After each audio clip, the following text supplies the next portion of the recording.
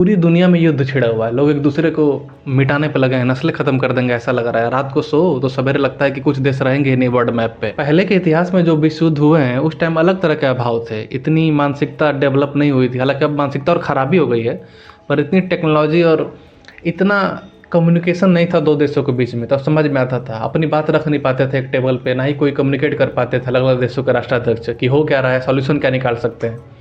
इस ज़माने में भी बात बात पे युद्ध करना पड़ रहा है, क्योंकि अब ईगो बड़ी हो गई है। समस्या सबसे ज़्यादा ये है कि लोगों ने अपनी गैंग बना रखी है सोशल मीडिया पे कि मैं इस देश को सपोर्ट कर रहा हूँ, मैं इस देश को सपोर्ट कर रहा हूँ। क्यों कर रहे हो? सिर्फ पॉपकॉर्न लेके न्यूज़ नहीं देख सकते? मैं समझ रहा हूँ कि इंसान की एक जिम्मेदारी होती है कि विश्व में कहीं भी बुरा हो रहा है तो उसके खिलाफ मैं लिखूंगा, बोलूँगा। तो लिख दो, बोल दो। क्या आप विश्वास करेंगे कि ईरान में जब ईरान के राष्ट्राध्यक्ष को इजराइल ने हमले में मार गिराया तो इंडिया में प्रोटेस्ट हुए हैं। इंडिया में लोग घरों से अपना काम काज छोड़ के सड़कों पे रो रहे हैं। कारण क्या है? उन लोगों की गलती नहीं है, वो लोग ब्रेन वॉश्ड है। ये वही लोग हैं जो दूसरे लोगों को कहते हैं कि वो किसी की पॉलिटिकल पार्टी उनको ब्रेन वॉश कर रही है। तो भाई आप भी तो सेम काम कर दिए, तो अंतर क्या रह गया? ये नहीं समझ में आ रहा कि इजराइल और ईरान जब लड़ रहे हैं तो उसमें भारत का कोई नागरिक खुश कैसे हो सकता है और दुखी कैसे हो सकता है? क्यों होगा? ये तुम्हारे देश की समस्या नहीं है।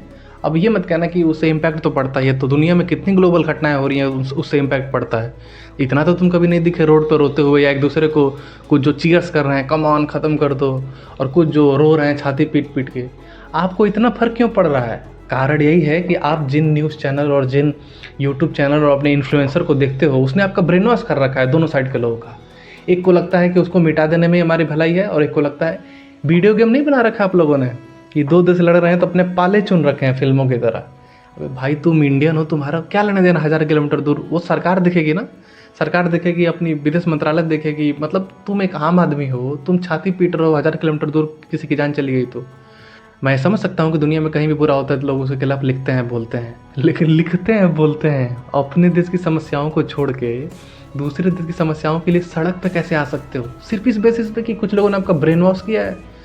ये कोई धार्मिक लड़ाई थोड़ी ना है, ये तो दो देश लड़ रहे हैं। मुझे बताओ, दुनिया में कोई भी दो देश लड़ेंगे तो हम क्या गूगल पे जाके उन दोनों देशों के जो राष्ट्राध्यक्ष हैं उनका धर्म निकालेंगे, उस देश में कितनी बहुजन आबादी किस समाज की है उसका निकाल के और खुद से रिलेट करके पाला पकड़ लेंगे? हम भारतीय हैं, हम भारतीय हैं। हमारी जात पात धर्म वहीं तक है जहाँ देश के आंतरिक मसले हैं, या क्षेत्र भी हमारा, या राज्य भी। बाहर कोई मसला हो सकता है, आप पाला कैसे पकड़ सकते हो? हाँ, आपको लग सकता है कि पर्टिकुलर देश सही है, पर्टिकुलर देश गलत है, लेकिन सच में बताऊं जो न्यूट्रल है ना, दोनों ही गलत है। आप इतिहास खंगालने जाओगे ना किसी भी दुनिया की वैश्विक विवादित मसले का, तो किसी मुद्दे पे कोई गलत होगा, किसी मुद्दे पे वो गलत गलत ऐसा लेवल पे आ गया है कि अब कोई पास्ट में टाइम ट्रेवल करके देख नहीं सकता कि पहली बार गलती किसने की थी।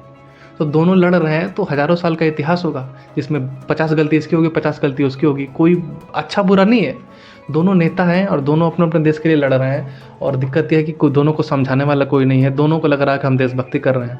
और रही बात भारत की, भारत इजराइल का मित्र राष्ट्र है, इसमें कोई दो शक नहीं होना चाहिए। चाहे आप बसपा समर्थक हो, चाहे सपा समर्थक हो, चाहे कांग्रेस समर्थक हो, चाहे भाजपा समर्थक हो, भारत इजराइल का मित्र राष्ट्र है। और एक राष्ट्र का कर्तव्य है कि वो अपने मित्र राष्ट्र के खिलाफ न जाए, क्योंकि विश्व राजनीति ऐसी ही चलती है। कुछ लोग कहेंगे ईरान से हम तेल लेते हैं, तो तेल लेते हैं, व्यापार तो हम और 100 देशों से करते हैं, व्यापार से बड़ा होता है मित्रता। अब इजराइल अच्छा है कि बुरा है, ये भारत नहीं तय कर सकता, क्योंकि कोई भी अच्छा बुरा नहीं। अमेरिका क्या अच्छा है, अमेरिका क्या बुरा है? दोनों है। ट्रम्प क्या दूध का धुला हुआ है? लेकिन हम भारत के लोग अमेरिका जाते हैं ना, अपना धंधा पानी करते हैं। भारत का भी यूएस से भी डील हुई है। तो कोई भी देश, कोई भी सरकार विश्व के किसी देश से अपने रिश्ते क्यों खराब करेगी बेवजह, जबकि दो देश आपस में लड़ रहे हैं? एक पाकिस्तानी ऐसा देश है जो हमारा दुश्मन है, वो एक नाली का कीड़ा है। उसके अलावा कोई भी हमारा मित्र, कोई दुश्मन नहीं हो सकता। और ये डिप्लोमेसी मुझे पसंद है, चाहे सरकार बदल भी जाए। पहले भी सरकारों में, अटल जी के टाइम, मनमोहन जी के टाइम भी यही हुआ करता था। भारत स्टैंड क्यों ले? भारत का सिर्फ एक ही मकसद है कि कैसे हम जो थोड़ा पिछड़ गए थे, किसी ज़माने में हम आगे थे, सोने की चिड़िया थे, और हम ऐसे एक ऐसा ज़माना आ गया जहाँ हम गुलामी के बाद इतने पीछे हो गए, तो हम कैसे खुद को डेवलप कर सकें। चाहे कांग्रेस की सरकार रहे, चाहे भाजपा की सरकार रहे, सबका मकसद एक होना चाहिए। वही होता भी है। आपस में मसले तो चलते रहेंगे, पर होता तो यही है। तो विपक्ष अपना काम कर रही है, वो घेरेगी सरकार को कि नहीं नहीं आपकी विदेश नीति ऐसी नहीं, ऐसी होनी चाहिए थी। लेकिन एक आम आदमी छाती पीटे अपना ऑफिस और लंच में टाइम निकाल के रो रहा है, रील डाल रहा है, ये तो समझ में नहीं आ रहा।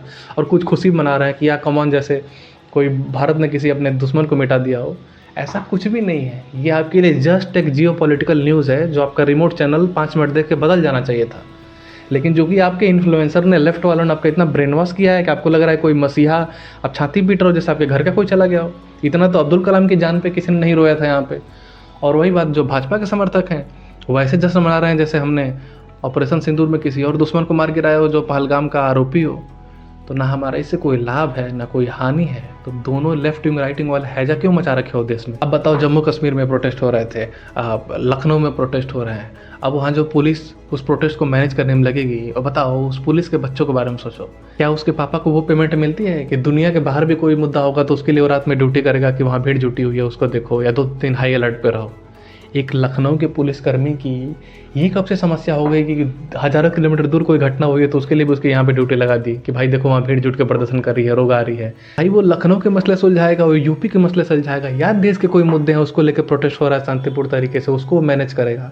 ईरान, इराक, इजराइल, अमेरिका एक दूसरे को पटका पटके कर रहे हैं, उसमें भारत के पुलिसकर्मियों को क्यों परेशान कर रहे हो आप? बिल्कुल नहीं करना चाहिए। और आपकी गलती नहीं है, आपको ब्रेन वॉश किया गया इन इन्फ्लुएंसर द्वारा, जो आपको लगता है कि कोई क्रांति करा रहे हैं। सब कोई भी हमारा दुश्मन नहीं है, ये सारे नेता साथ में बैठ के खाते पीते हैं, लेकिन आपको ऐसा बता रखा है कि जैसे कि कोई दूसरी पार्टी के दिख जाए तो उड़ा ही देना है, इसको छोड़ना मत। आप थोड़ा सा नॉर्मल होना सीखिए, न्यूट्रल बन के रहिए। और हो सकता है आपकी कोई पसंद हो सकती है कि पर्टिकुलर मुद्दे पे ये विदेश नीति होनी चाहिए थी भारत की, या पर्टिकुलर मुद्दे पे वो होनी चाहिए थी, लेकिन कोई दुश्मन नहीं है दुनिया के बाहर का। जो भारत का लाभ कराएगा वो भारत का साथी है, जो भारत का हानि कराएगा वो भारत का दुश्मन है। और अभी चाइना एक थोड़ा सा हमारा इनडायरेक्ट दुश्मन है, जिससे हमारा कोल्ड वॉर चलता है। खुला दुश्मन एक ही है, वो नाली का कीड़ा पाकिस्तान। इसके अलावा कोई हमारी समस्या नहीं है। तो हमारी पॉलिसी यही रहनी चाहिए, चाहे सरकार बदले चाहे ना बदले। हम अपनी सरकार चुनते हैं भारत के मसले सुलझाने के लिए, उसमें वो खराब करेगी तो उसे क्रिटिसाइज जम के करेंगे, लेकिन दुनिया के मसले सुलझाने के लिए अपनी सरकार हमने नहीं चुन रखी है। ये अमेरिका ये काम करके पछता रहा है, जो अपने आप को बहुत बड़ा गुंडा समझता है, पूरी दुनिया के मसले मैं सुलझाऊंगा, बर्बाद करके निकल लेता है। तो और हर बार अमेरिका भी गलत नहीं होता, कई बार वो मसले इसलिए सुलझाता है क्योंकि वो मसला हाथ से निकल रहा होता है। लेकिन कई बार लोग कहते हैं कि मसला खड़ा ही उसने किया था। यार ये प्याज के जो छिलके हम उतारते हैं ना, जो जावेद अख्तर साहब की एक रील है, ये प्याज के छिलके उतारो और प्याज ढूंढो, सारे छिलके उतर जाएंगे, प्याज तो मिला ही नहीं, फिर पता चलेगा भाई वो छिलके ही तो प्याज थे। तो वही हालत है कि मसले की जड़ तक जाओगे तो मसला नहीं मिलेगा, नस्लें ख़त्म हो जाएंगी दोनों देशों की। तो उनको लड़ने दो या उनको शांत होने दो। आप यहाँ लिख सकते हो, ट्विटर पे, सोशल मीडिया पे बोल सकते हो, लाइक कर सकते हो, ये कर सकते हो कि जियो पॉलिटिकल न्यूज़ में मैं इंटरेस्ट रखता हूँ। छाती मत पीटो और ना ही चीयर करो। चीयर क्यों करना है भाई? हमें दोनों देशों से बिजनेस करना है, तो हम क्यों चीयर करने जाएँ? हाँ, भारत के लोग अगर वहाँ पे फंसे हैं उसके लिए आप सोशल मीडिया का यूज़ करो कि भाई ये फंसा हुआ, इसको लाना है, उसको लाना है, सरकार को मेल करना है। इन्हीं सब चीज़ों में अपना दिमाग लगाओ। देखो ना, पड़ी लकड़ी कान में लेने का कैसे नुकसान होता है। कुछ पाकिस्तानी है जो वहाँ पे जो कराची में अमेरिकी दूतावास था, वहाँ हमला करने पहुँच गए। मतलब हमला मतलब प्रोटेस्ट करने गए होंगे कि थोड़ा सा हिंसक नहीं होता है, सब गेट उठ हिला देंगे, दिखा देंगे।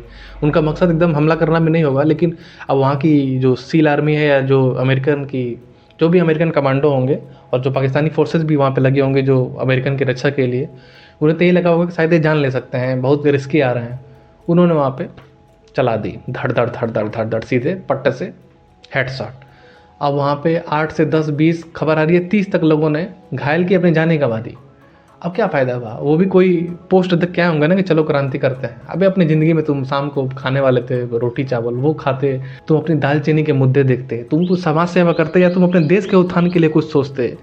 तुम्हें ईरान में क्या हो रहा है उसके लिए वहाँ पे पहुँच गए, अपनी जान गंवा दी। बताओ कितनी बुरा अंत है जीवन का। मतलब ऊपर भी लोग हंसेंगे अब आप जाएंगे तो, अबे तेरा मसला भी नहीं था, तूने जान गंवा दी। ना ही तू किसी का भला करने गया था, तू किसी का भला भी करने नहीं जा रहा था कि चलो समाज सेवा, देश सेवा में मैंने अपना कुर्बानी दी है। कुछ नहीं, एक पोस्ट देख के एक्साइटेड हो गया। एक यूट्यूबर को फॉलो करता था तो वो देख के मैं पागल हो गया कि बहुत गलत हो रहा है दुनिया में, मैं सड़क पर गया और रेला गया। ऐसा मत कीजिए, अपने घरों में बैठे रहिए, आपका मुद्दा नहीं है।